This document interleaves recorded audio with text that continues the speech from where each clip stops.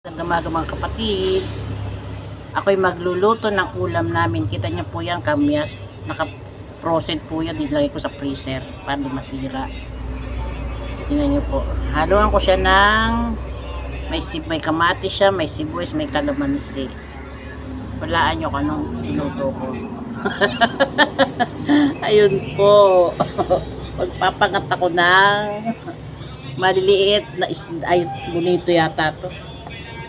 Mura po kasi ngayon yan, kagabi nga, meron kulang na yung pera ko eh. Dami sana yung isandal, sariwang-sariwa pa ka. Mamaya, pakikita ko po sa inyo yan. Yan na po yung aking panghalo sa aking isdang ipapangat. Kita nyo po may bawang. Yan, bawang yan. Oh. May sibuyas, may kamatis, may kamyas.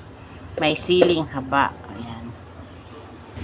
Yan na po siya. Lagyan ko na siya. As in, lalagay ko na po yung kalamansi.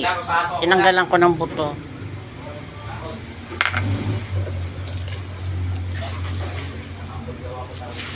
Lagyan ko ng seasoning. Lalagyan ko po yan ng sabaw. Yan kapatid, ang dami na sabaw.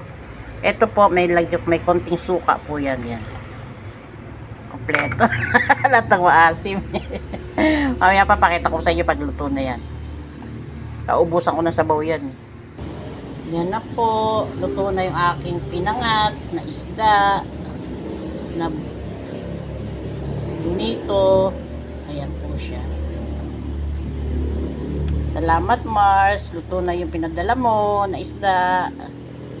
Bigyan ko na lang si Mr. mo. Trabaho pa eh.